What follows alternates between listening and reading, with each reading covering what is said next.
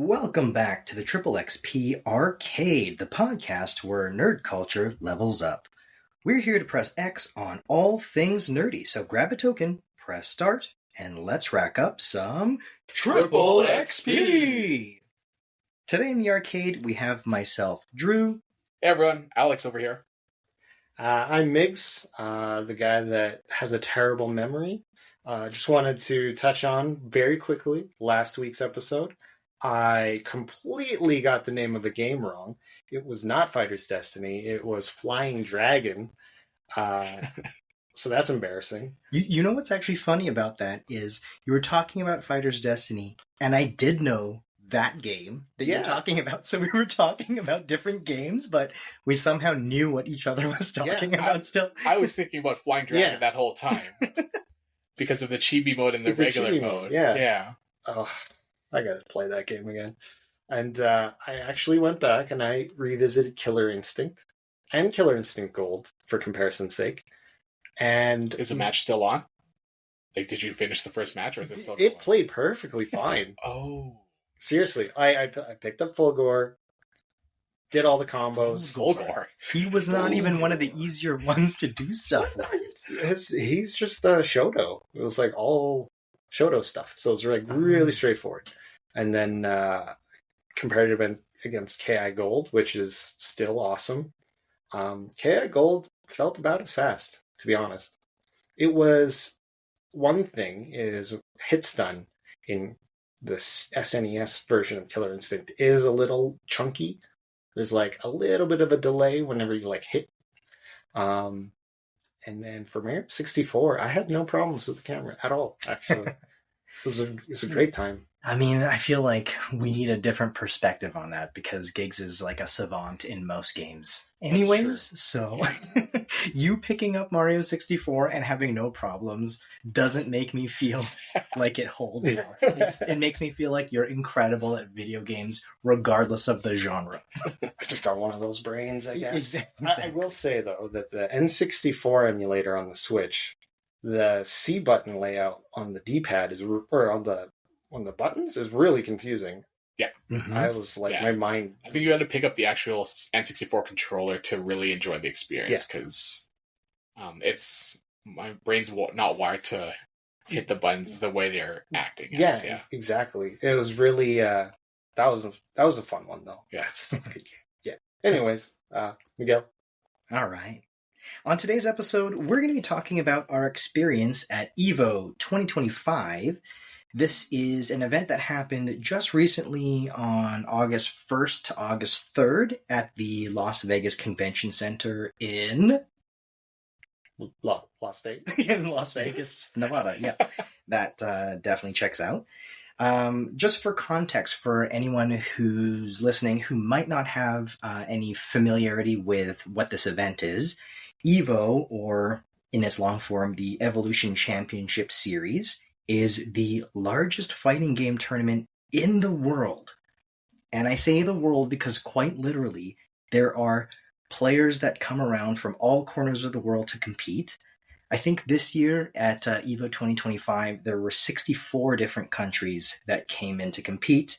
Some of the big ones there: Canada, Japan, UK, South Korea, Brazil, Dominican Republic, Australia. So we've got people coming in to play fighting games literally from all around the world. This year there were a total of just over 8,500 players that came to register to play in this big fighting tournament. And I guess I should clarify, the fighting tournament of EVO is not just for a single game. This is kind of like a fighting tournament for, I want to say, every fighting game. We're talking about new fighting games, Street Fighter 6, Tekken, Guilty Gear, things like that. Marvel vs. Capcom 2 was kind of an older game, but it made a return to the main stage this year. And we had some of the, I want to say, the smaller side games. What are some of the side games that were there? Well, I guess Grand Blue's not a side game, but Sam Show was there. Samurai Showdown, yeah. Mm-hmm. They had... Blaze Blue? Yep. Blaze Blue, Blast Blue? Yeah. Capcom versus SNK 2, CVS 2. I think that was one of the side games there as well. I don't even know what it is. Uniel? Whichever the new Under Night game is? They had Killer Instinct. Killer Instinct? Oh, yeah, that's Killer right. Instinct, Yeah. yeah. Small setup there. Yeah. So we actually, the three of us registered for, well, Lex and I registered for one game each, and as you know, Gigs, our gaming savant, registered for two, because he has the mental stack to handle two different game mechanics. So there is this fighting game tournament component at EVO, and I think it's worth noting that outside of the tournament aspect, this is also kind of like a video game convention or a fighting game a fighting game convention, where you have different booths and vendors and sort of all things fighting game related that, you know, you can come to this event and not necessarily have to compete in anything. You can just kind of go explore what's in the EVO grounds and have a really great weekend without competing. So really big event happens over the weekend. So for today, we're just going to be talking a little bit about what our experience was at EVO. And I think probably the main topic that we should hit first is how did we fare in our tournament, in the competition that we registered for. So let's start with Lex. What game did you register for EVO this year? Yeah, so I registered for Grand Blue Fantasy versus Rising. Because when we were initially talking about going to EVO, Street Fighter 6 was obviously the big title there. So I'm like, you know what? I should try some Street Fighter 6, see how I fare. I got into the tutorial of the combo practicing of it, and I quickly backed out because I'm like, there's no chance I can even beat regular CPU with this. Like the timing of like combos is really hard. It doesn't click in my mind. And that I gave it like an hour of like just trying out the combos. I had a lot of trouble. Then I started picking up a couple other different games. I tried that Under Night in Birth or something like that. A lot of the more anime games because my mind clicked a little bit better with that. Marvel vs. Capcom 2. Then I actually ended up with Grand Blue just because I was actually able to land all of the combos in the tutorial pretty easily, consistently. I like the character design of everything. Mm-hmm. So it just hit all the checkboxes, which is why I ended up registering for that game. And this is the first time I actually registered for a competitive game in general. And I actually don't even play competitive games online. So it was a very, very unique experience for me. It was a lot of fun, though. Like, everyone was very kind, friendly. The atmosphere was fantastic. Grand Blue was not one of the giant games that were out there, but there was definitely... what's the word? They definitely had an atmosphere or a presence. They had a presence on the floor. Grand Blue Fantasy was actually the 5th most registered game. Oh, there we go. In the tournament. Did not know there that. was almost 1,000 players registered for Grand Blue. Mm-hmm. So you're right though. It kind of on first thought it seemed like one of the smaller ones, but there was actually a pretty big Grand Blue contingent there. Yeah, it's a very healthy game. I think it has a very nice aesthetic, really good mechanics, and people love anime, so that's awesome. I hit the top 1,000 then. Yes, I ranked in the top 1,000. Literally in the top 1,000 of the world. Legit, because that's ranked, that's scored on start.gg.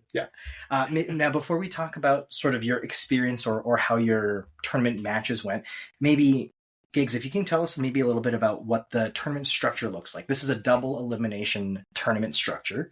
So for those of you who don't know, maybe you can explain how the double elimination structure works. Yeah, so out of all the players, to get eliminated from the game, the tournament in general, you have to be defeated twice in 2 sets. So over the course of however many sets you actually manage to play. So once you lose 2 sets, you're out. Set consists of best of 3 against whoever your opponent is in your pool to start. Every game has n number of pools. Those filter out into the top of each pool, which then goes into the top whatever man bracket, and then that filters out to the grand championship at the end, the grand finals. And on top of this, the reason why EVO is the biggest fighting game tournament in the world, because there are other tournament series that happens, like Capcom Cup, for example, for the Street Fighter game, the Tekken World. Yes, Tekken World Tour. World Tour. TWT. TWT. Now, these other fighting game tournaments, specific to those games, those require you to kind of qualify. You have to qualify via a series of season points, for example, to qualify for Capcom Cup to play at the end of the year. The reason why EVO is a big deal is because it's open registration. So that means anyone can register to play in a tournament. And the reason why that makes it trickier is because instead of Capcom Cup, where you qualify and maybe you have to beat 31 other players to get to the championship. For example, when Lex was playing Grand Blue, he has to get through 1,000 other people to get to that top spot. So when you get pooled for your game, you could be registered for your first match to play against, some random guy from Japan, or you could get registered to play the previous year's EVO champion. It's kind of a mixed bag of who you get. So luck of the draw on what your first matchup looks like. So Lex, tell us what your first matchup looked like for Grand Blue. It was a blur. I did lose a solid 0-2 pretty quickly, but my competitor? No. Opponent? My opponent, yeah, there we go. You can tell I play a lot of fighting games.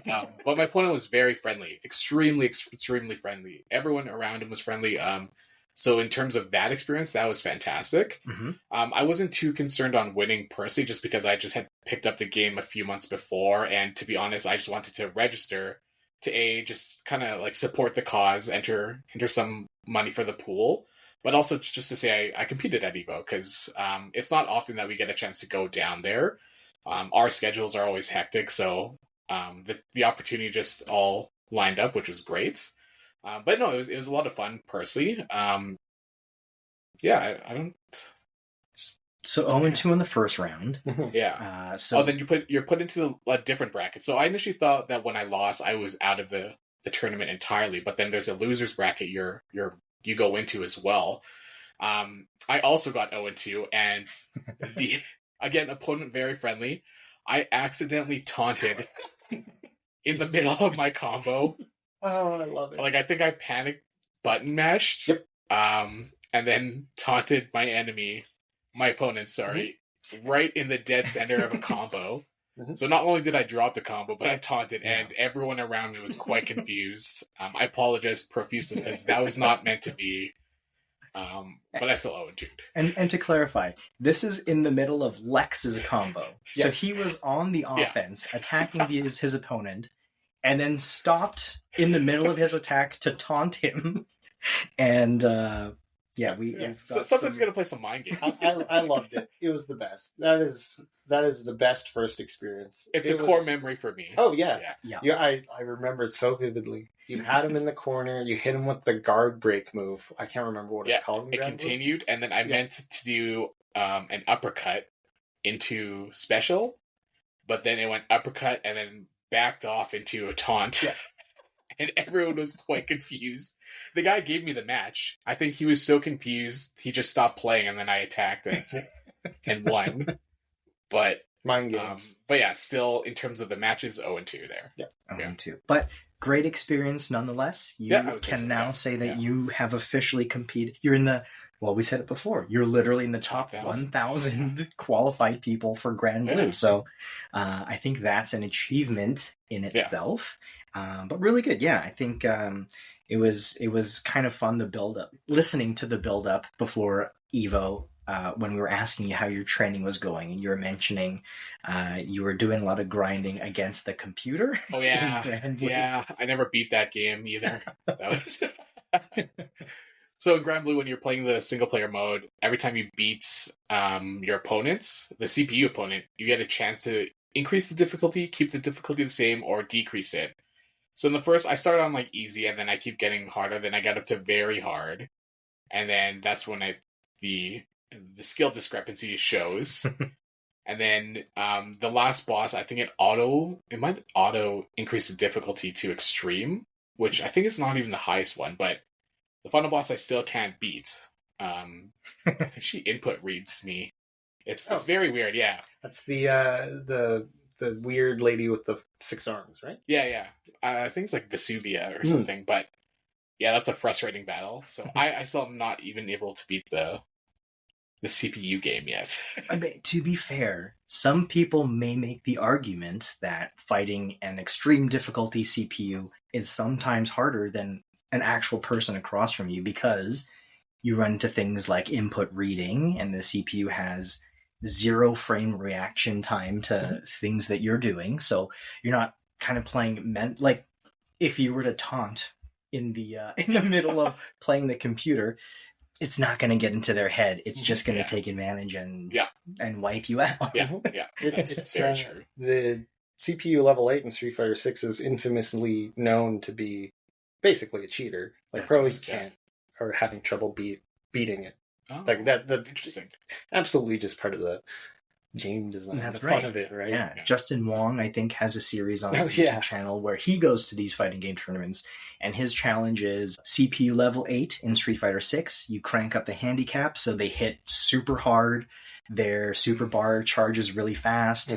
And all you have to do is beat them in a 1-set match. And a lot of those videos, if you see it on YouTube, if you get touched once by the computer, your whole life bar is gone. So, as Gig was saying, infamously difficult, the CPU level 8. So, not a bad training platform, Lex, for Grand Blue Prep. Would you register next year, do you think? I'm on the fence of a no, personally. Like, the experience was fun, but I think my skill level is much, much lower than the ones who are more serious in the competitions. Like, when you're registered against someone, you can actually see their previous matches on start.gg.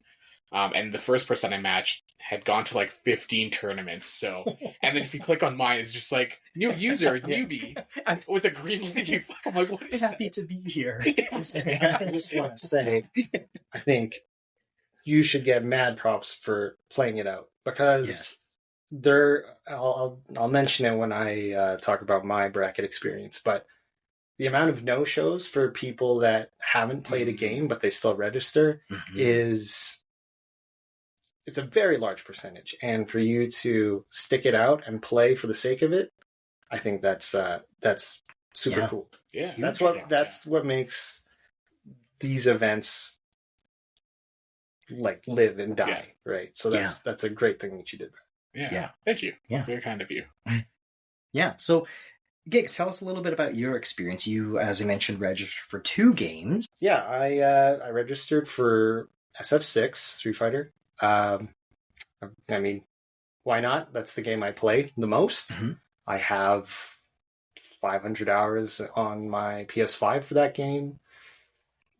I don't even know how many I have in older Street Fighter titles, right? Only 500 hours? Yeah, surprisingly. Yeah. For Street Fighter 6? Yeah. Only 500 hours? Yes. Is that, but when you're saying only, how are you... Does it cap out at 500? You have to remember that when Giggs plays fighting games, he plays in like a hyperbaric chamber. That's almost like 500 hours of just matches. I don't really do training mode too much. Usually while I'm waiting for a match, but most of the time that is just straight matches. Okay. A little bit of the single player world tour because I like to dress up my character because I think that's fun. But yeah, so Street Fighter is like my game. That's what introduced me to parts of the FGC and competitive gaming overall. I played a lot of Street Fighter 5, a lot of Street Fighter 4. I didn't play Street Fighter 4 at locals because I was too shy and didn't take it seriously at the time, but I got more into it in 5. But so I played... So it means, what are locals? Locals are your literally local meetups for your city. So usually somebody in the city that has the motivation to do it, they'll set it up. They could be anywhere in the city, kind of depends what venues allow for people to bring their consoles and to get together and play. But yeah, it's basically the the closest we can get to recreating an arcade experience nowadays is your locals. I highly recommend anybody that plays fighting games to go to their local. I will say that I am bad for that. I am one of the reasons why the FGC probably has a bad rap, as I kind of ghosted our FGC, sadly. And that's on me, and I know that, but yeah. Besides that, let's go back to Street Fighter 6 at EVO. Yeah, I played SF6, and I also played Fatal Fury City of the Wolves. City of the Wolves? City of the Wolves. City of the Wolves. So that one released actually after I registered. I registered for it because I really like SNK games. I think KOF is super fun. That's King of Fighters. I used to play King of Fighters and Fatal Fury when I was a kid. Terry's one of my favorite IP characters overall. So I was really excited to just play the new Fatal Fury. I don't even play Terry in that. I was going to say, yeah. I play Preacha, who's like the Joe, what would you call it? She's Joe's apprentice, I guess. Oh, okay. So she's the Thai boxing or Muay Thai fighter in that game. So yeah, I play Preacha. So your first, I think your first tournament game was for Fatal Fury. Your Street Fighter 6 wasn't until later in the day, right? That is correct. So I think out of the three of us, I had probably the one of the more annoying bracket pool experiences. So Fatal Fury was first, and half of my pool showed up, which means that we were, in the way that the pool was set up, the half that didn't show up was the half that everyone else was trying to play. So none of our winners bracket matches went through for like the first 30 minutes because nobody's opponents were there. So we had to wait before the TO representative came around and kicked everyone. So yeah, that kind of sucked. But, you know, people played casuals. I got to chat with the first guy I played. Super nice guy. I don't remember his name, but he played Rock, I believe. No, he played Kane or whatever his name is. Kane. He's one of the top tier characters in that game. But anyway, super friendly guy. He was my first match after my first opponent didn't show up. That one was rough. Keep in mind, I don't play Fatal Fury that much. I played it when it released for about a week and then stopped because, one, the netcode's not great, and two, I was having a really hard time finding people to play against. So I kind of didn't really get a whole lot of playtime in that one before my bracket. So, and just for context for everyone, Fatal Fury was the third most registered game at this year's EVO. They had just over 1,500 people registered for Fatal Fury, so it was a pretty big contingent out there. But I think, as Giggs was saying, some of the challenges that when you register for multiple games, some of your game times will clash with each other. So some people might have registered for Fatal Fury and for Street Fighter 6, and out of those two, if your pool matches happen at the same time, I think a lot of people were just leaning towards Street Fighter 6 because that's sort of the bigger game. Yep. Yeah, definitely. I think more people definitely spend more time in Street Fighter 6. It's the biggest of all of the current gen fighting games in terms of its population, active population. Sure, it didn't sell as many as Mortal Kombat, but the competitive scene for something like Mortal Kombat typically drops off very quickly after that game's release. But Street Fighter is a very, very healthy game competitively. So yeah, people will typically pick the more healthy game because they will, on their own time, spend more time with it. Yeah. So your first Fatal Fury match? Yeah, so that one was rough. I went 0-2 on that one. He washed me pretty bad. I didn't remember the buttons. I was dropping everything under the sun. The controls for Fatal Fury are very tight compared to Street Fighter 6. There's a lot less leniency, so getting DPs out is Dragon Punch. That's a uppercut special move.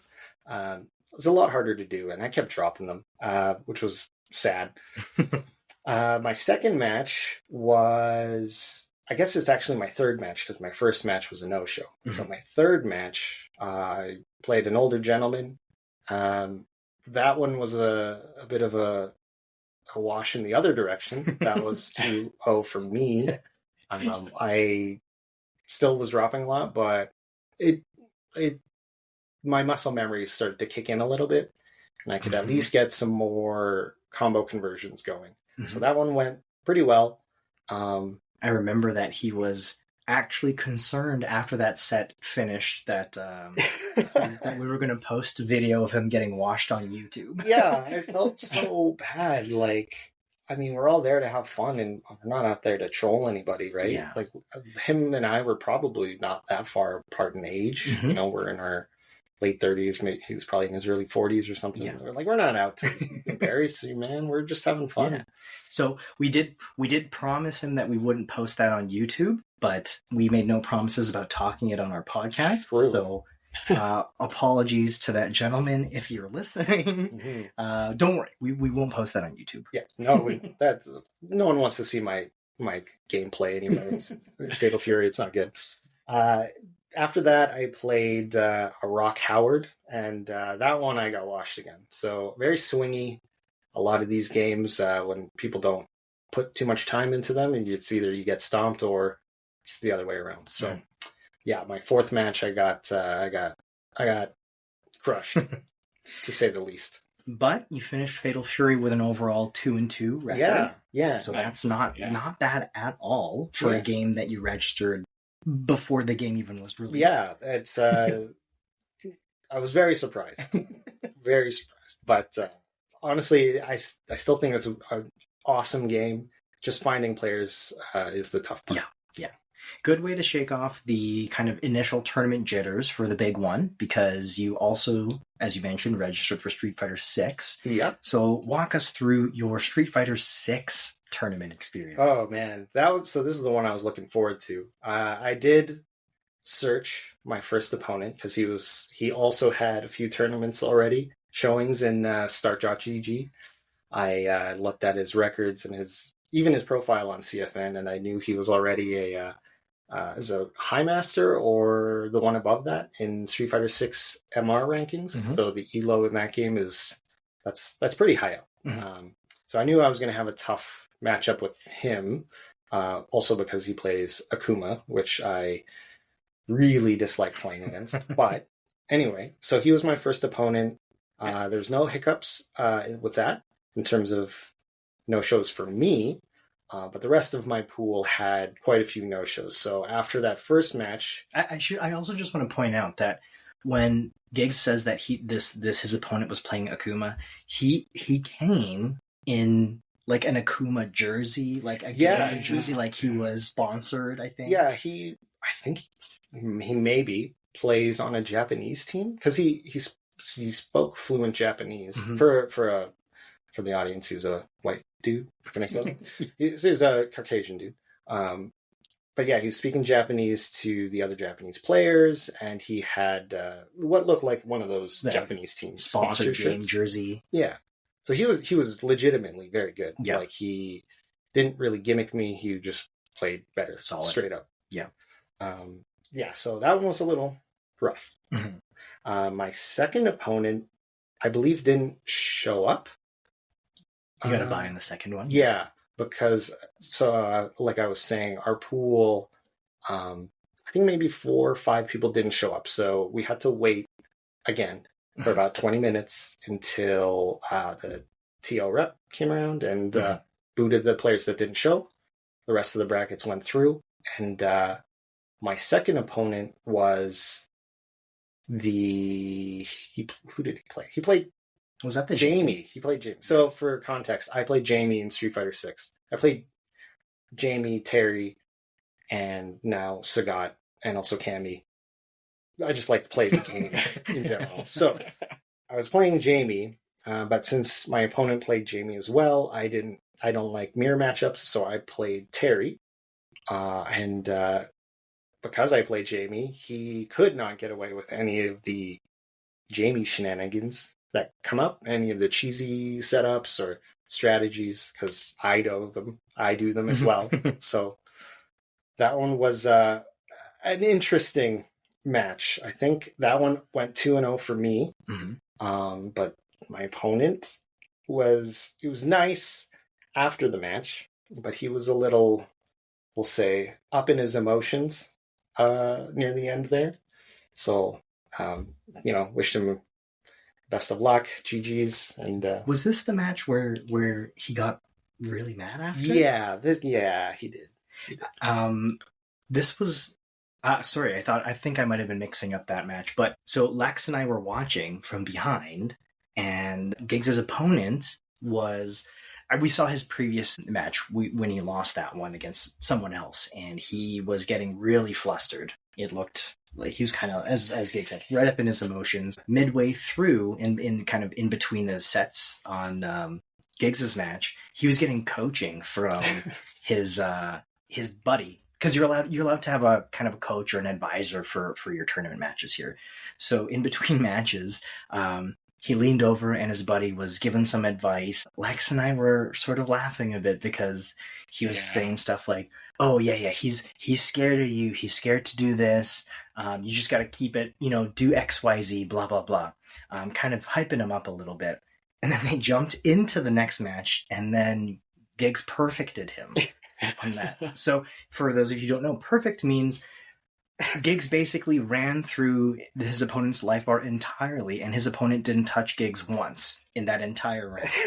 So the advice, while good in sort of morale, didn't quite work out, and so Miguel took the victory on it. I felt so bad. He immediately took off his headphones when that happened, and didn't quite slam them, but aggressively put them down. I saw it out of the corner of my eye. Funny thing is, I didn't listen to the coaching at all. My headphones were on the whole time. I knew he was getting coached because we were on that character select screen.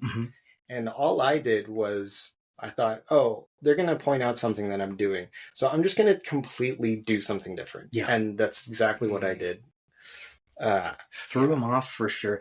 It almost felt like the intention versus like Lex, when you were saying you kind of just want to be a part of the experience, have that experience of having competed in EVO and just kind of be in the vibe, versus your opponent for this particular one almost felt like he had the intentions of like, I have to win, or have intentions of making it some amount of victories in his bracket. But I believe he got 0-2'd. That is correct. Yes. No shade to this guy. I don't want anyone to think that we're talking poorly about this guy. He played very well. Yeah. He just didn't know that I know the matchup incredibly well. I think he just it seemed like he put a lot of pressure on himself. So he's kind of got in his head. I imagine it was maybe one of his first bracket matches, like tournament matches. So he wasn't quite used to the nerves that kind of come up in these kind of events. It gets to you, and you probably have a lot of different things running through your head, and he more than likely had all of that going on. Plus his friends were cheering him on. So it's like you get really hyped up, and sometimes that's actually to your detriment. Yeah. Right? Because you need to just kind of chill and play your game, have fun. Yeah. And that's where, it's very different than playing at home when you're online versus you're at EVO. People are screaming behind you. Oh, yeah. You have hundreds of people watching you play. If you make a mistake or you drop a combo, you hear the crowd. Ooh, you hear them reacting to everything that you're doing. Yeah. So there's a lot of pressure. There is a lot of pressure. For sure. So you 2-0'd that opponent there, and your next match? Yeah, my next match was against a modern Lily player. So in Street Fighter 6, there's two control schemes. One's classic, which is the 3 punch buttons, 3 kick buttons, and motion special moves. Modern is the literally modern control scheme, where there's a light, medium, hard button, special button, and then some other modifier buttons, we'll say. So he was playing a modern Lily, which is I actually have a lot of trouble with, because Lily is a very one-dimensional character, but her one dimension is quite good if the person knows what they're doing. Yeah. Yeah, that was my next match. I went back to Jamie, and that one was good. It was a little free, we'll say. So I went 2-0 on that one. 2-0. So at this point here, you're 3-1. That's right. At this point, yeah. And so my next and final match was against a Guile player. Guiles I infamously cannot play against. You'd think after 30 years you'd know how to play against Guile, but apparently I don't. But no shade to this guy. He was just better than me, straight up. Fundamentals were better, footsies were better, everything was better. So yeah, he kind of crushed me a little bit. That one I did go 1-2, I believe. That's what it said in the bracket. My memory of it is terrible because all I can remember is getting bodied the whole time. That was a back and forth set for sure. Not a wash one way or the other. Yeah, that one was it was a fun set though. And that was the end of my SF6 run. So I unfortunately drowned in pools, but I went 3-2 and beat a couple decent opponents. So had some wins. Yeah, some wins in there. You're an EVO fighting game tournament winner of some matches. Yeah, it was a lot of fun. That was the first bracket match I've done in since like the third year of Street Fighter V. So it's been a long time. So it felt good to play competitively in person again. Now, my tournament experience, I only registered for Street Fighter VI. I don't know if I've mentioned this already, but Street Fighter VI, the highest registered game at EVO, at over 4,000 people registering for Street Fighter VI. So that's great. You can kind of see the scale of some of these games. Grand Blue, as I mentioned, about 1,000. Fatal Fury, just over 1,500. And then Street Fighter VI, over 4,000. So there is a lot of people that are playing Street Fighter VI. Now, as I was practicing for EVO, kind of went the other route, whereas Lex was kind of focusing on building up against the CPU difficulty. I just went into Street Fighter ranked matches and tried to grind real hard to get a character or some characters to a master level, which is kind of the threshold that I thought I could be competitive at. If I couldn't make it to master, I didn't think that I would really be able to hold any amount of challenge to some of my competitors there. So building up to EVO, I was initially playing Mai, which is one of the crossover characters from the Fatal Fury series, of course. Mai was really fun to play. There's a lot of people that actually put Mai in kind of a top tier level in Street Fighter VI. So I was practicing with Mai a lot, and then just before EVO, I think maybe a couple months before, they released Elena. And I had no interest in playing Elena whatsoever. I didn't play her in Street Fighter 3 or Street Fighter 4, but she had some level of hype behind her. I picked her up, and everything kind of just clicked with Elena. So even though it wasn't my intention to play her, that is who I ended up playing at EVO for my tournament games. So my first game was against a jury, and I think I had the first game out of the three of us in the day. Yes. Yeah, you were first up. It was sometime around noonish, if I remember correctly. I was really nervous, to be totally honest with you. Thankfully, Gigs helped me out by doing some warm-up sets with me beforehand, just kind of getting my hands loose, getting my brain kind of in the right frame to be playing Street Fighter VI at a high level.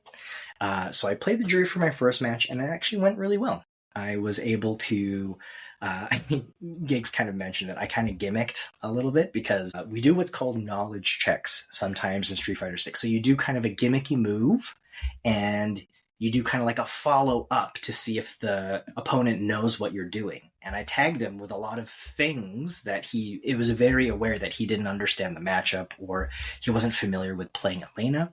So I was able to kind of gimmick out for a few rounds, but I was very happy to kind of just play nice solid Street Fighter. I thankfully won my first match there. So I was 1-0. I moved forward into my initial bracket.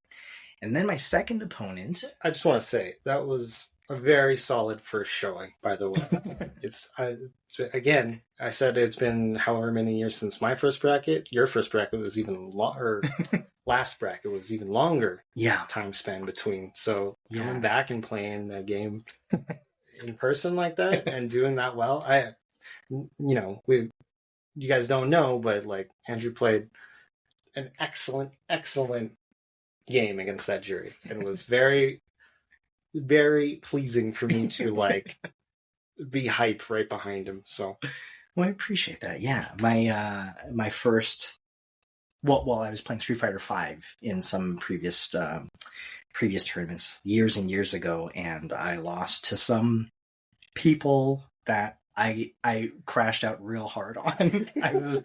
I think about it still to this day, thinking, oh my gosh, I should not have lost in that way to this person.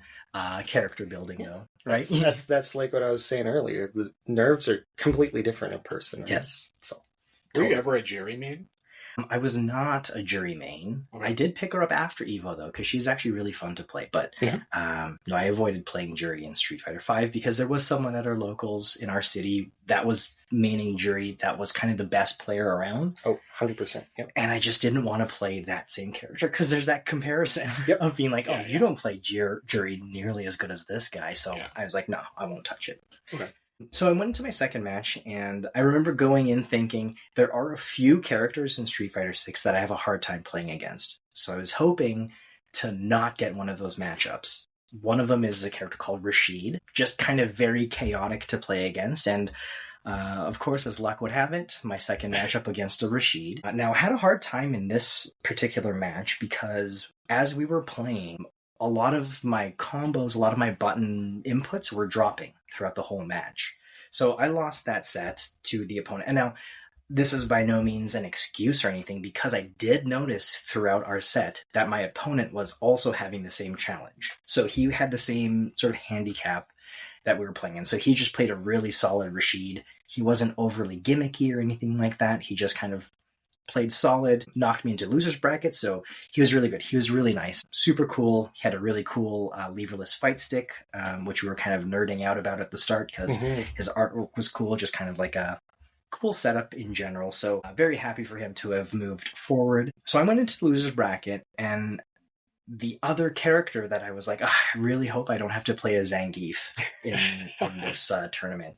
And lo and behold, my third round or third matchup against a Zangief player, and that one was a wash. I got wrecked pretty hard, specifically with, you know how I'm talking about the knowledge checks before. You do something and you see if your opponent picks up on it. So my opponent hit me with maybe like 6 or 7 Siberian Expresses. That's right, yes. This is the move where Zangief runs towards you and scoops you up for like a big slam. Does tons of damage. It is very reactable. It takes, a second, maybe it was 3/4 of a second for him to run towards you. So you have time to jump over it or throw a move out or something. What my reaction was a deer in the headlights. So I see the move coming and I froze and I'm like, oh my God, I don't know what to do. And he scoops me up. And he did this maybe, I remember one of those rounds, he did this maybe 3 or 4 times back to back in a row. And I got stun locked in my brain. So he was a good Zangief player. He was, yes. He was not a scrub by any means, but he played a solid Zangief, and that was the end of my tournament run. So I finished with 1 and 2, but I will say that my goal for EVO was to not go 0 and 2. I just wanted to win 1 match, and I did that, and I'm happy, and I'm retiring as the top 4,000 in Street Fighter 6. So you're not going to register again? I don't know. Would you register again? I don't know if I would register again. I think kind of similar to what you were saying is I don't know if I have... well, actually, let me rephrase this. I think I can probably get to a skill level where I can be competitive still, but I don't think I have kind of that mental killer instinct to be like, I'm gonna take this guy out, I don't care, like, blah, blah, blah. I just got, like, in the zone killer instinct mindset.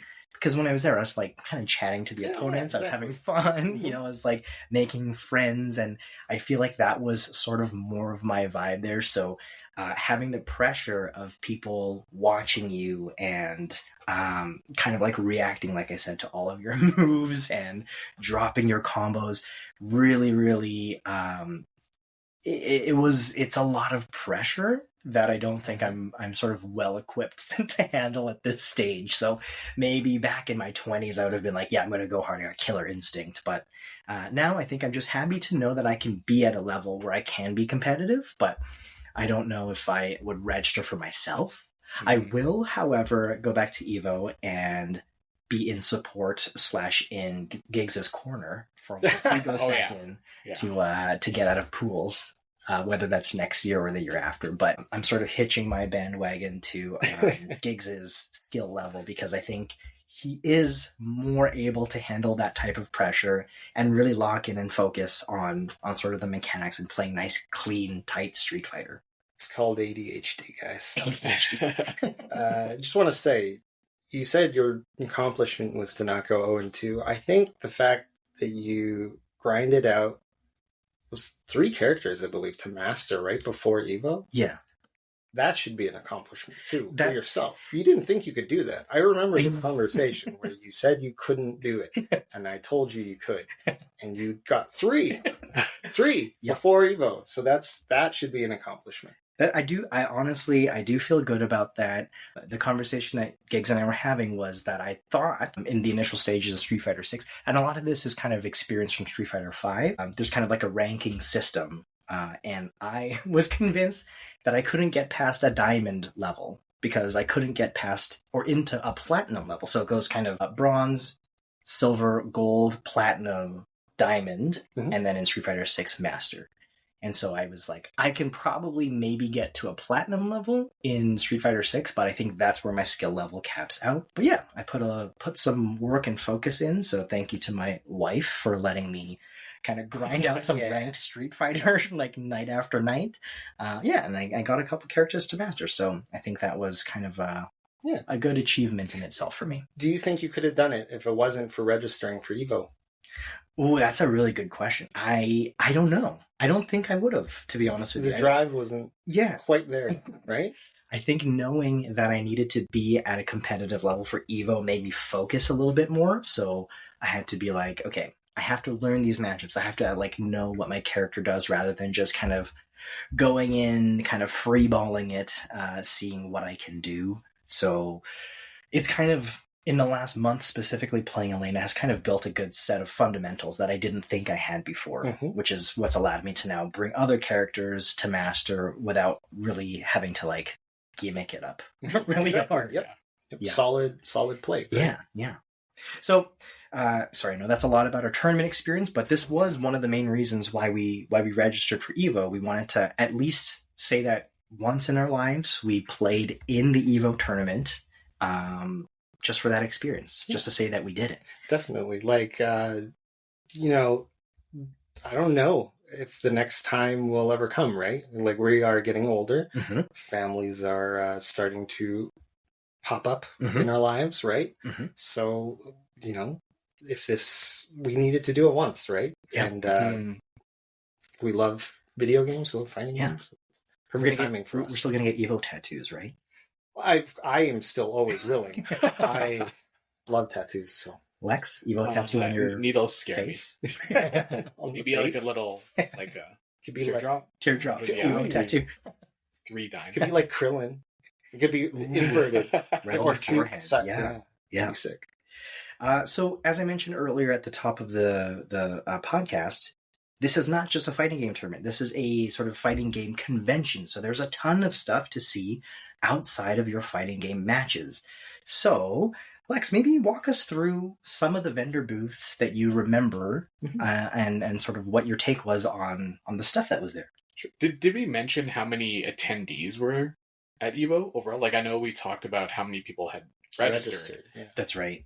But attendee count was massive. Attendee, I think we were well into the 5 digits. Like I don't know the exact numbers, but we're definitely well over the probably 10 to 15,000 mark for sure. Yeah. Because there was 8,500 players alone. Yeah. But a lot of people just registered. Didn't register, just bought tickets to come and watch and participate, right? Yeah. plus the TOs. Shout out to them. Yeah. Plus all the organizers and the vendors themselves. You know, it was an event. Pretty big one, yeah. Yeah.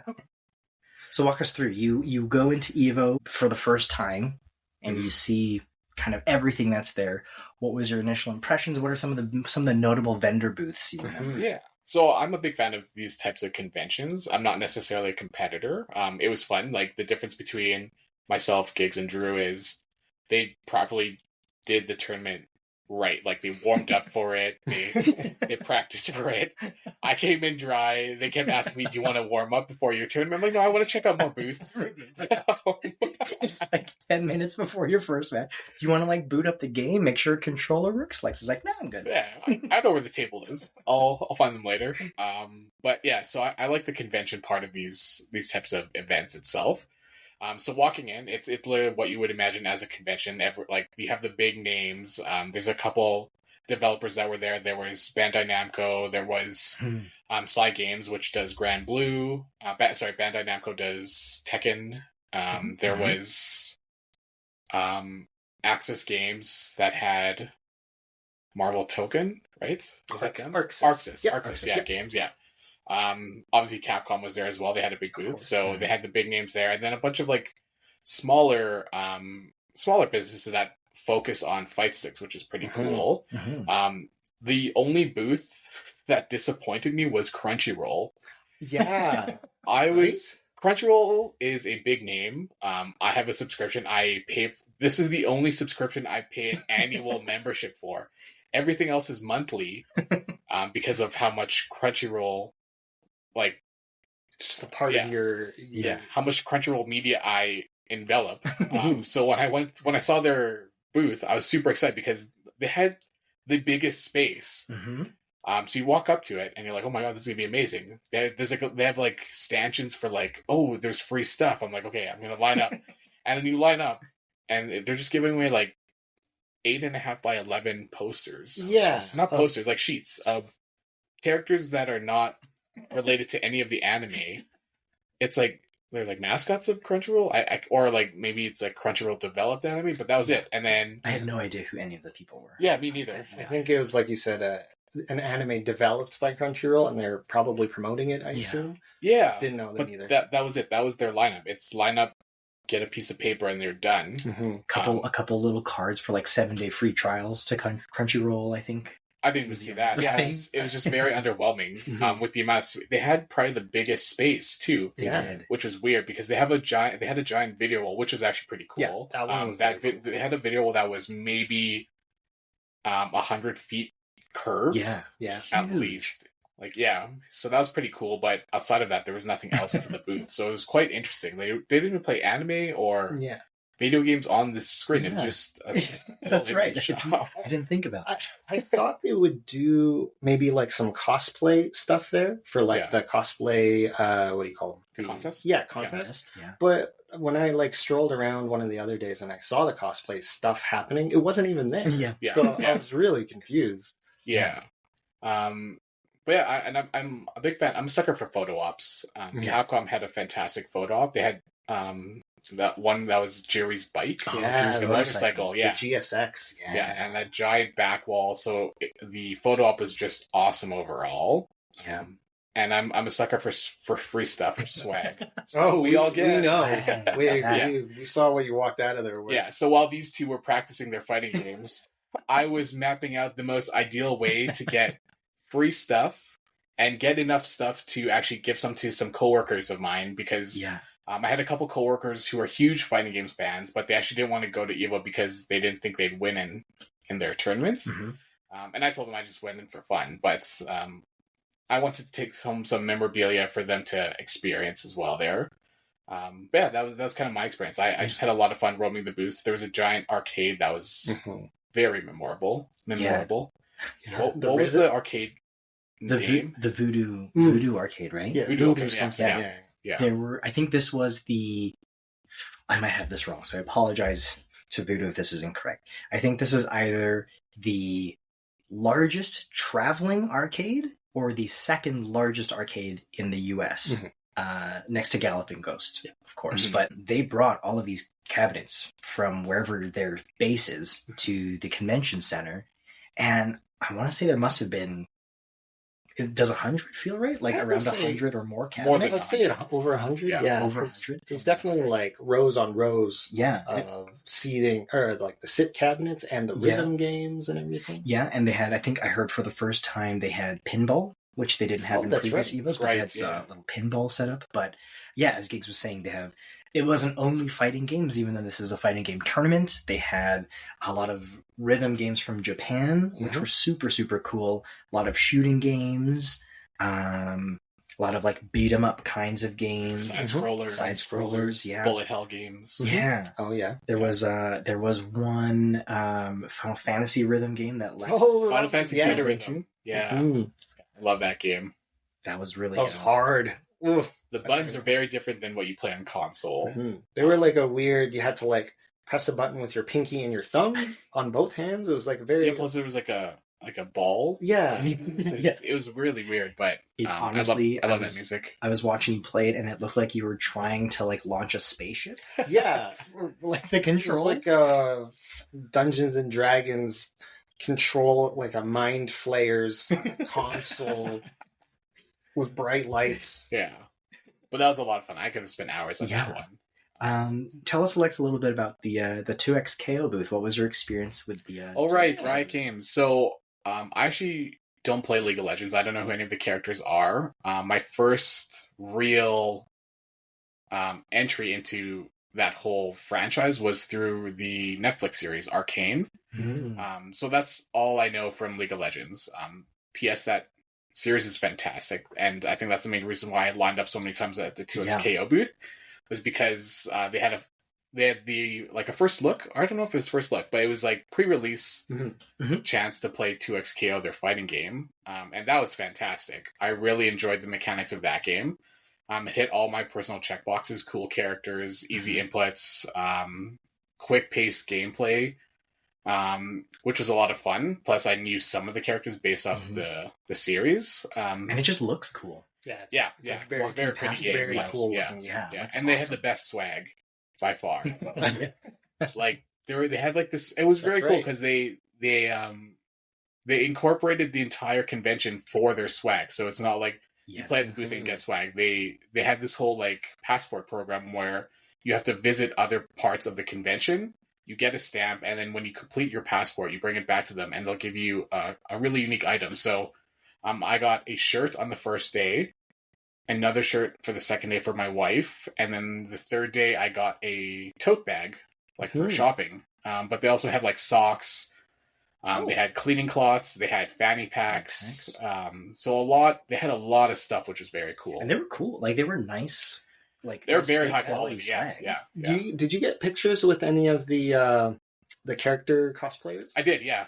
I actually waited around several times for that. The first time we were about to get a picture, they actually ended up going in an interview. That's right. Yeah. Yeah. So I can't remember who. So it was Vi, Echo, Echo, and oh my god, the main girl, Jinx. Jinx. Yeah, Yes. yeah. Those cosplays were unbelievable. Super high good. quality. They were- Holy smokes. The like I've gone to a lot of conventions. Those were the closest I've ever seen to the actual characters. Like Like they were taken right off the screen. yeah, It's crazy. Yeah. The quality of their costumes itself, plus the build of the actual person, Mhm. matched exactly what the character was. So I thought that was very Yeah. cool. Yeah. It sounds kind of weird, but Jinx's wig was like Oh, it was next level. Yeah. one of yeah. maybe the best cosplay wigs I've ever seen. I Yeah. had to like do a double take because I was convinced this has to be her real hair. Are you taking Yeah. notes for your wife? Yeah. I did this. Yeah, really, Yeah. really well done cosplay. So Yeah. we were able to snag a couple pictures. Yeah, and then they also had cosplayers at the Tekken booth as well, which Oh, that's again right. also Oh, fantastic cosplays. Well, I don't know the character names, but there was Anna and was it Fakumran?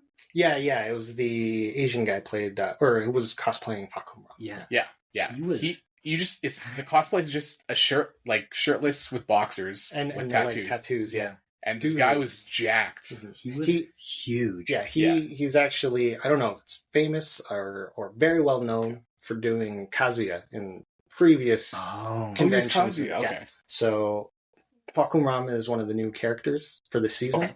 Yeah. He's a returning character from Tekken 7, so that's probably why they were promoting him and Anna. But yeah, that guy is woo. His physique is like the closest I can think of To like an a anime real character. yeah, exactly. It's like he popped out of the screen. I'm like, oh, Yeah. I can't be real. Are these the bodysuits? Yeah.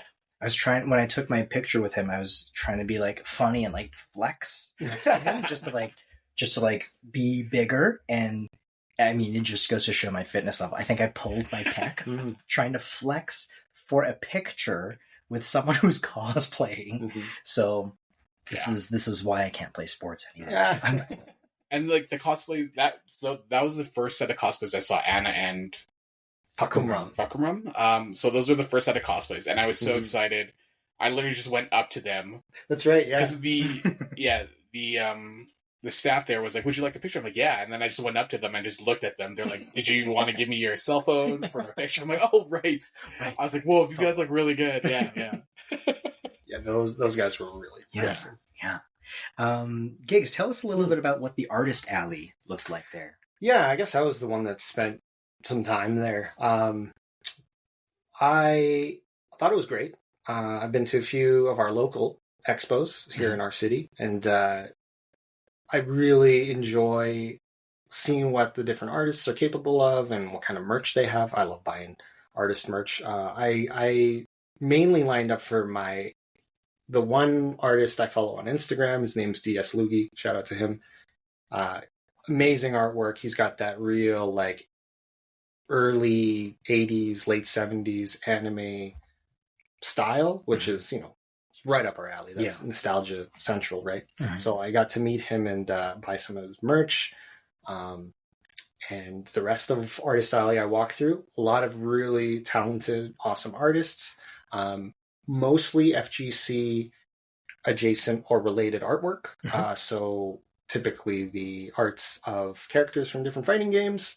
I will say there was a certain vibe to the artists, maybe a little fan servicey. But overall, really high quality stuff. They had some artists that did, the little, is it embroidery? The little guys? It's a 2.5D. Yeah. Oh, no. So you're talking about it's kind of both. Yeah. Figures. Like crochet. Crochet, that's the word. I'm clearly not well-versed in arts and crafts. But it was really cool to see all the different artists there. And my understanding is they're all really like chummy. So they I guess hang out and they all know each other. So it was really cool to see them kind of like hype each other up. Yeah. You know what I mean? Like the artist next to whoever would be like, yeah, check out this guy's blah, blah, blah, blah. It was really cool to see that. And I picked up $100 worth of stuff. Got some stickers for my sticks and binders and stuff, and some t-shirts that I'll never wear. I plan to do the Hot Topic thing and frame all my shirts someday. Yeah, those are nice. Those are really nice artwork on those shirts. Marvel shirts. Marvel, baby. Marvel. Yeah. Really, really awesome. Artist Alley, great stuff. Kind of wish there were some of the other artists that I'm a big fan of there, but obviously you can't book everybody. So yeah. Did you end up getting a tattoo design from the artist? I got a little too shy to message him because I'm kind of a wuss, an introvert, if you will. Maybe someday. I have it teed up. Actually, I have a message in my Instagram all teed up, asking him stuff, but I just never hit send. So we'll have to catch him next year at EVO when Lex and I are in your corner when you're on the main stage, right? Yeah, out of pools. That's the next goal. So let's nerd out a little bit about the fight sticks that we saw. That's what you checked out mainly. Well, you're having basically a character crisis, but for controller. Yeah, I have a fight stick problem. I collect them.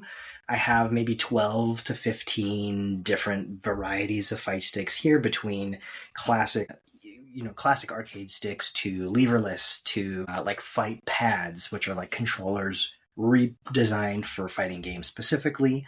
So I was going around looking at a lot of fight sticks that were there. There was a cool one that was there from the Junkbox booth, which was called the Swirl.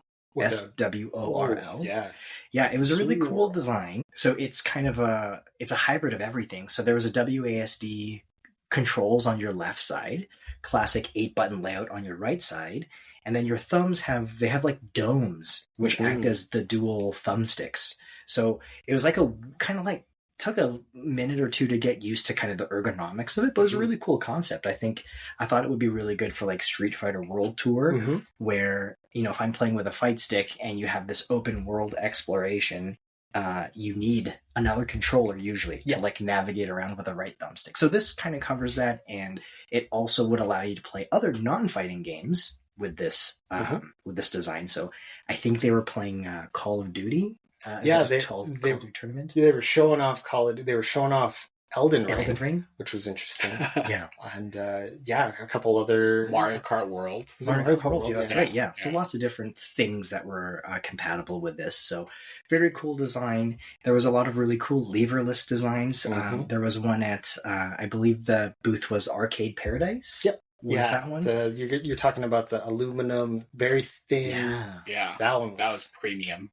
The clicks on those buttons were so satisfying. They're like keyboard membrane type, right? Yeah. I think like the inside of like a Mac keyboard or whatever they are. And there's like full customization at that booth. Like they build it in front of you. Yeah. You choose your color, your button colors, and then there's the one guy just sitting there. Just putting them together. Yeah, slaving away at the orders because they were super popular too. Yeah. But that was very cool. Did you guys see any or note anyone that had kind of like a cool or interesting controller or fight stick as in your travels? Like competitors or competitors? People? Yeah, or people. I helped the guy that had the table fight stick. Oh, like the full, it was huge. 4-legged table. It was. I don't know if it was a table per se, but it was. I would say maybe 4 feet wide by almost 6 feet long, which is hilarious.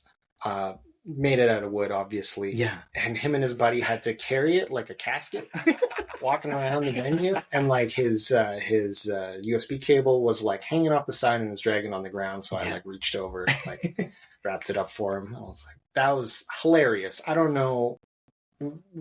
That's a lot of effort and inconvenience. Yeah. But, you know, he probably got a lot of autographs and signatures and stuff. So I don't know if you guys saw the guy with a giant one. I heard. Yeah, it was like a giant classic arcade stick, but it was. Oh, I did not see huge. that. It was like 5 feet tall. Same dimensions. It has like a lever and then like the 8-button layout and everything. But this thing weighs I think he said it weighs over 90 pounds. Oh my goodness. He was carrying it around like a backpack. It was huge, but he had a lot of signatures from the previous years and stuff. So he actually competed with that. I don't know how he did in the tournaments because each of the buttons is kind of the size of your full hand spread out. Yeah. So hard to really hit some real tight combos with that one, but that was a cool one. Cool for photo ops. Good for photo ops, definitely.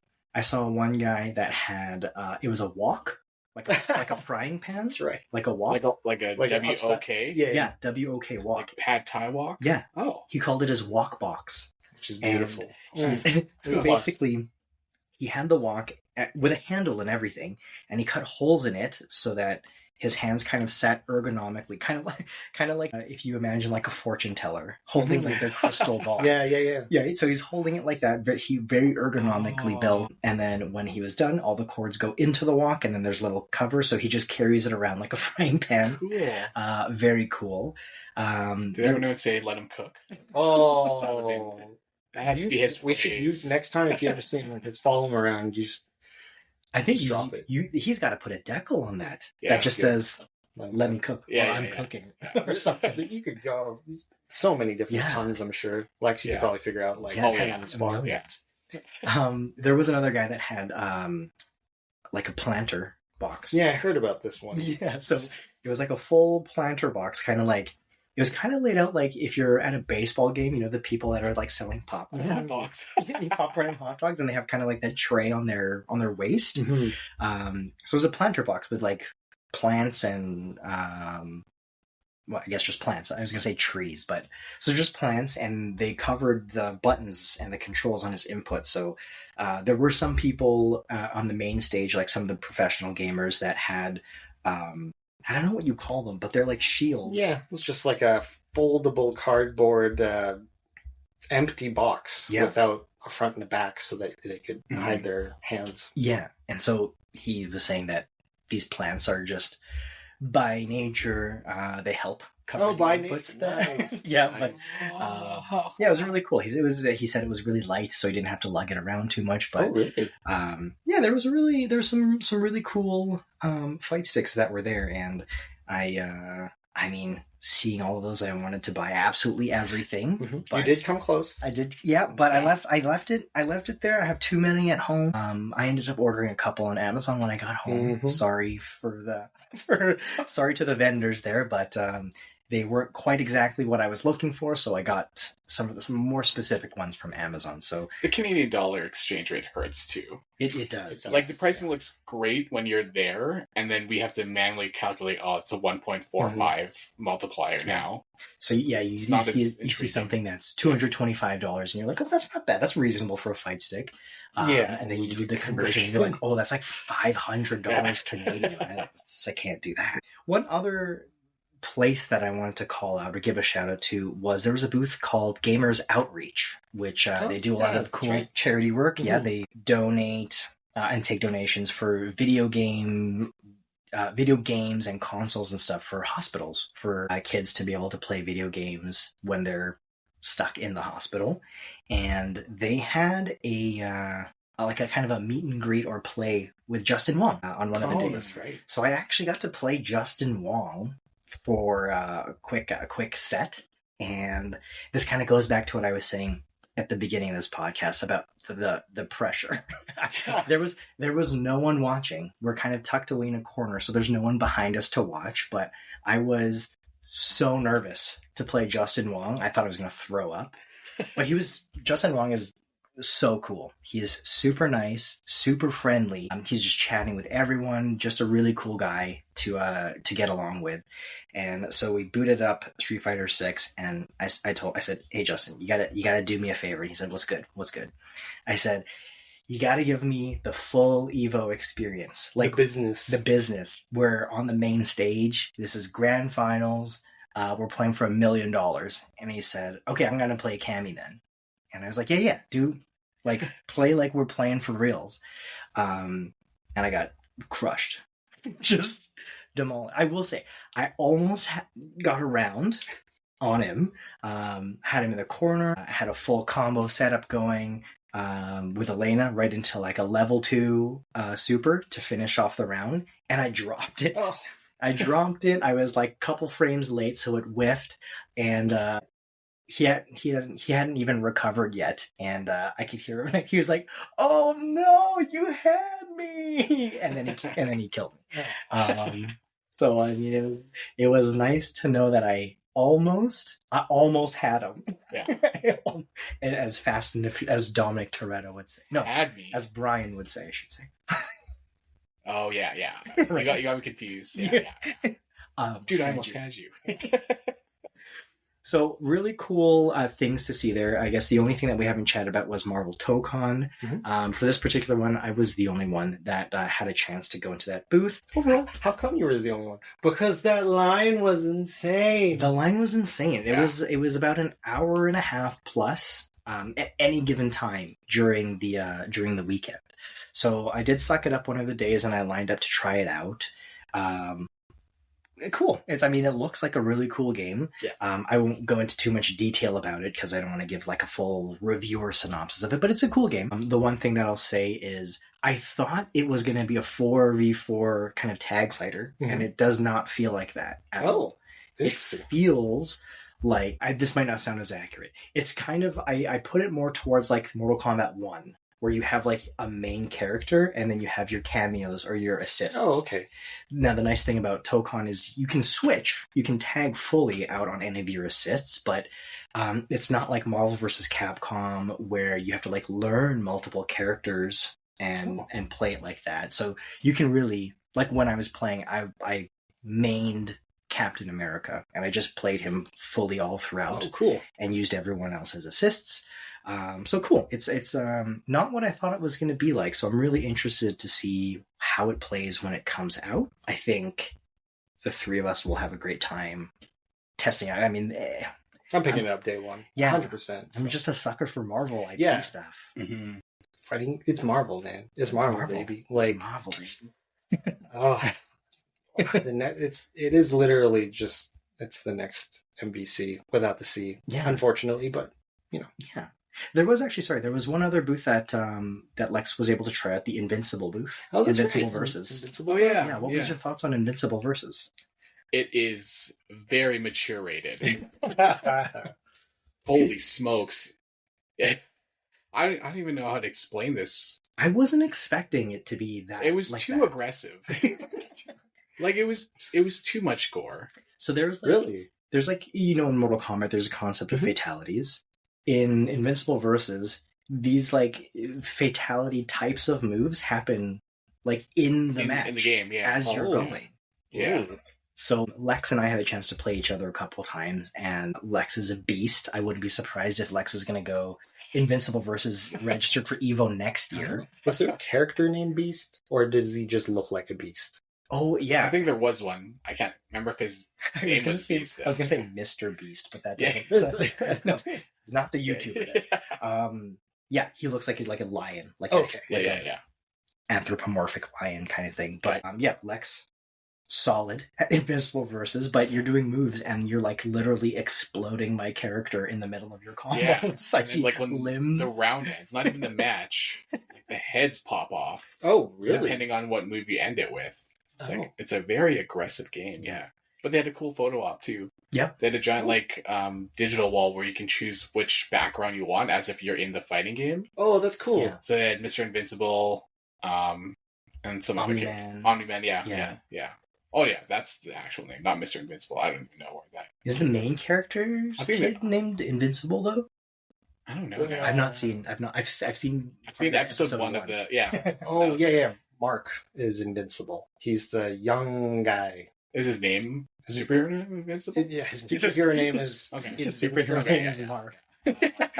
His dad, who is J. Jonah Jameson. Yeah. Omni-Man. Omni-Man. Okay. But no, yeah, it was very cool. They had a very cool setup as well. You had options between choosing fight sticks, controllers, leaveless, and then if you won the match, you get a comic book. Oh, cool. Yeah. So that was another one of the swag items I collected Yeah. there too. Yeah. Man, I feel like I missed out on a lot of EVO. Just for everybody's, where I am in all of this, I'm playing casuals with people, usually. Yeah. So it was a little bit of something for all of us, though, because we all sound like we all had different types of experiences based on what our interests were. Yeah. Would you? Is Invincible Versus a game that you would pick up? I don't think so. Yeah. I wish there was Dead or Alive there. That's my game. The mechanics of that game is my favorite. Like a rock, paper, scissors with parry or counter. That's my favorite type of game itself there. Or if one of the games had one of my favorite characters, like if Tekken had Tifa Of course. in there, then I would grind to become a master, grandmaster. Would you consider, I thought about this on the plane ride back, but would you consider trying Virtua Fighter? I tried it. It's not my style. I think I just don't like the characters as much Totally from fair, other yeah. games. That's fair. Yeah, so there's certain groups for me to get into a game, and I think a lot of it is character design itself there. Yeah. You gotta relate to. Yeah. But if Virtua Fighter released with Tifa, Oh, Yes. yeah, Well, yeah. I feel like that's a no-brainer right Yeah. there. I could serve for Japan Evo, France Evo. so fair to say Tifa's kind of the threshold for you to be really into any game. Oh yeah, So Yeah. if she's releasing something, that's Yeah. the game that you'll kind of yeah. commit to. And that's not like thirst or anything. That's like the character design and personality is Well, yeah, Tifa's fantastic. cool Yeah, character. we grew up yeah, like yeah. you know, like that was our jam. Yeah. I was a Yuffie Yeah. person, of course. Yeah. Yeah. But I was of age at the time. I was like 8 or whatever when Final Fantasy VII came out. Yeah. Yeah. But character designs is really what gets me initially into a game itself. There, Of course. gameplay Yeah. follows I think that's why Interesting. 2XKO was a exactly. good Yeah, catch. yeah, Mhm. yeah. it looked cool. I liked how the characters looked. They looked identical to what I saw in the. Is it an anime or is it a? Yeah, it's an I think it's an American American, anime. yeah. I don't It know looked if it's exactly called. to what they looked like in there. And that was the initial grip to me. I'm like, I liked how the characters looked in Arcane. I Mhm. like how they. So that's what my grip was to 2XKO, and then I liked the gameplay. Same thing applied to Grand Blue. I liked how the characters looked, and then I liked the gameplay. Mhm. Street Fighter, I liked how some of the characters looked, but there's also some like, they're too Weird they're too proportions. over bulky. Mhm. Yeah. Like I liked original, like Street Fighter Alphas. Alpha. 100%. Yeah, like those character designs. But yeah, that's generally my little grip for these types of games. Yeah. Totally. I mean, a lot of the fighting games, people will Google, what character should I play? But my thing was always just, are they cool? Yeah. Yeah, That's if I it. like the That's- character, yeah. that's how I play Grand Blue. I picked the character I thought looked the coolest, and I mastered her, Mhm. so to speak. And that's it. I didn't know a thing about any of the other 30 characters, Mhm. and I just hoped that my moves would work Yeah. at the end and not taunt. Well, this is maybe a good topic for us to broach on another episode. Is kind of what criteria has Yeah. you pick a main for I feel like what draws you to a video game in general. or in general. Yeah. Yeah. Yeah, I like it. There were other things obviously happening at EVO. We watched a lot of games too. I won't dive too much into kind of the tournament results and those. There are other podcasts, other routes. Brian F is actually a really good one if you want to get kind of like a quick recap of the tournament results and kind of a deeper dive into the analytics of those matches. He's got really great YouTube videos and a good podcast about it. But yeah, we watched a few games. Met a few pros. We got a picture with Gutex and then Mike Ross. I was super pumped about that. Yeah, Those really guys cool to see them there. Yeah, They're like legends in the FGC. Yeah. Yeah. I mean, things are different now, but they're not really competitors. I think Mike is actually playing, and super nice guys. Very thankful that they let us take a picture with them. Yeah. I know that can be a little, for some pros, my understanding is, some of them don't particularly enjoy that, but Yeah. props to those guys for letting us. Yeah, they were super friendly. Mike Ross and Gutex are like one of the reasons we started 100%. picking up fighting games the way that we did. They had a series called Excellent Adventures where they would just kind of like pass the stick back and forth, play some Street Fighter. We did that once upon a time on a very unsuccessful Twitch channel. Yep. And just for fun. But just for fun. It was kind of like, that's what got us into the vibe, getting into this kind of fighting game world kind of thing. So Mhm. really, really cool to see them and meet them and take some pictures with them. So very cool. So any final thoughts on EVO? What's your kind of takeaway experience? What's any last thoughts for our listeners here? I guess I got some. I think it's really cool. I'm a huge fan of the FGC. Again, I mentioned earlier, I think I'm part of the problem where I kind of ghost people, but FGC is really cool. I think it's very inclusive. You think about the pros and the representation, ethnically, regionally, whatever you want to say. Mhm. Street Fighter, Mena RD from Dominican. Yeah. Pakistan absolutely demolishes Tekken, which is Tekken. amazing. Korea and Pakistan are like Tekken #1, right? And all the different games. SNK got the